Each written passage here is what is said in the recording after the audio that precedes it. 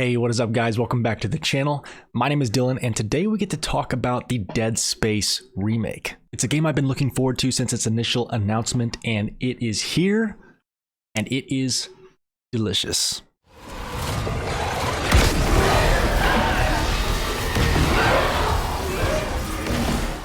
So when it comes to this remake, I think something that it does so well is it actually keeps that constant tension and pressure and scares all the way from beginning to end. A lot of times you see in horror games, the first couple of hours are the scariest and then your brain kind of gets desensitized to the monsters. You kind of get a feel for the scares and you're able to predict certain things that the game is going to throw at you. So by the 8th or 9th hour, things are less tense. You feel a lot more in control and the monsters and the spookiness isn't going to get to you as much. But here in this remake, Dead Space is able to do a lot with its lighting, these new smoke and fog effects, and of course the music / sound design. Lighting effects in horror games are so important, and this kind of stuff goes all the way back to the original Doom series. I tried to find a clip, I couldn't find anything, but Doom is really where the whole flickering lights, the shady parts of a hallway versus a light part of a hallway. Is there an enemy in the shadows? I can't quite tell. That's where this idea of using lighting in horror video games to your advantage to scare the player really originated from. Fast forward to 2023 and games have totally mastered the concept at this point. The fact that a lot of times you can only see what your flashlight is illuminating is terrifying. And to add to this, they have these new fog effects, whether it's smoke kind of covering the ground or maybe steam is popping up from the floor headed to the ceiling. You can't see what's past it. Is there an enemy hiding behind it ready to jump out? A lot of times, yes.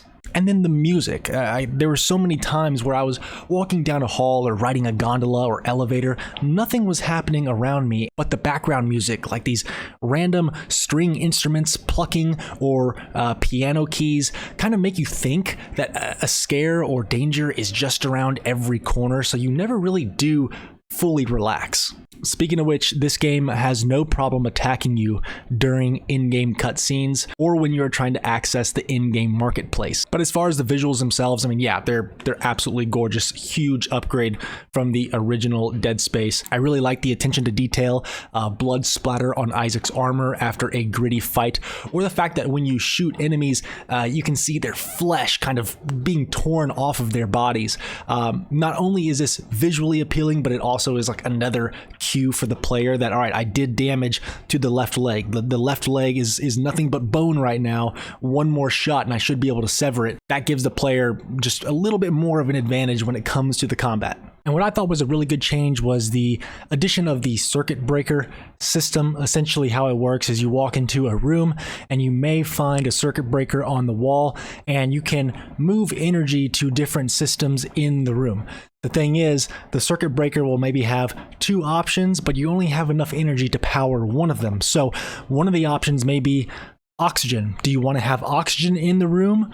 Or the other option, which is lights. So obviously if you choose the lights, you'll have the benefit of being able to see. So if enemies attack you, you'll have an easier time taking them down, but you won't have oxygen. So you'll be running out of oxygen as you're fighting, essentially putting you on a time limit. Whereas if you choose the oxygen, you'll have all the time in the world, but it's going to be pitch black and you're going to have to rely solely on your flashlight.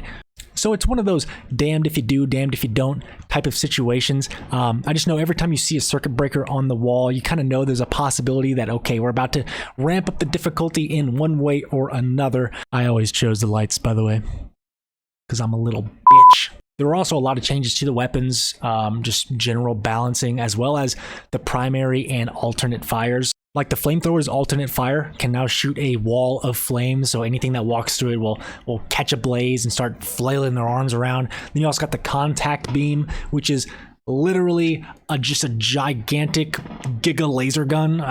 Not much to dislike there. And really, I didn't find any of the weapons to be bad. They were all viable, and of course you can upgrade all of these weapons as well as your suit to increase damage, ammo capacity, reload speed. You can also find through the ways of backtracking different schematics and upgrades for each weapon, some like special abilities. For example, the plasma cutter, if you find the upgrade for it, you can actually add fire damage to all of your shots. And of course, each weapon has their own specialty. You know, there's always a recommended way to take down each type of necromorph. Some are weak to the flamethrower, some are better to be cut into pieces by the plasma cutter, and so on. And so that makes kind of a fun rhythm with the gameplay. As you see the different types of necromorphs coming at you, you're able to swap between these weapons on the fly and take them down as efficiently as possible. I also should mention the DualSense controller because the PS5 version of the game does take advantage of the triggers, the vibration, and the speaker. Honestly, I was most impressed with the speaker. Like I said earlier, the sound design of this game is very good, and you get a lot of feedback when you open doors, call through menus, use your objective marker. So the speaker was actually like the biggest heavy hitter of the three, in my opinion. You do have some haptic trigger stuff going on, say when you use the force gun, which is essentially like your version of the shotgun. There is a really heavy, clunky pull down on that trigger. Very satisfying. Can't say I noticed it with every weapon, but there are a lot of instances of haptic trigger use. And the haptic rumble, the HD rumble, I wouldn't really call it HD rumble. It just kind of felt like standard controller vibration, in my opinion. And I did want to briefly cover the plot. I'm not going to deep dive or anything like that, but it is really good, has some great twists and turns. And anytime you take that sci-fi horror and mash it together with some fucked up religious stuff, I will eat that up. Shout out Prometheus.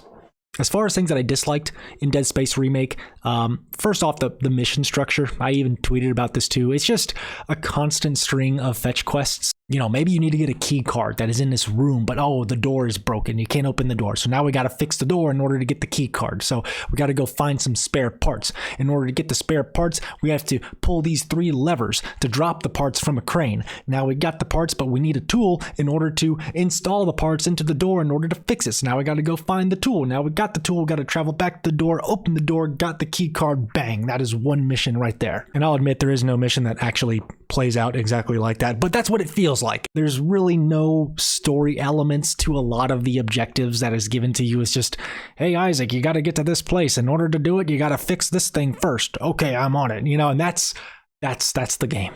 And it does get really tiresome by the end.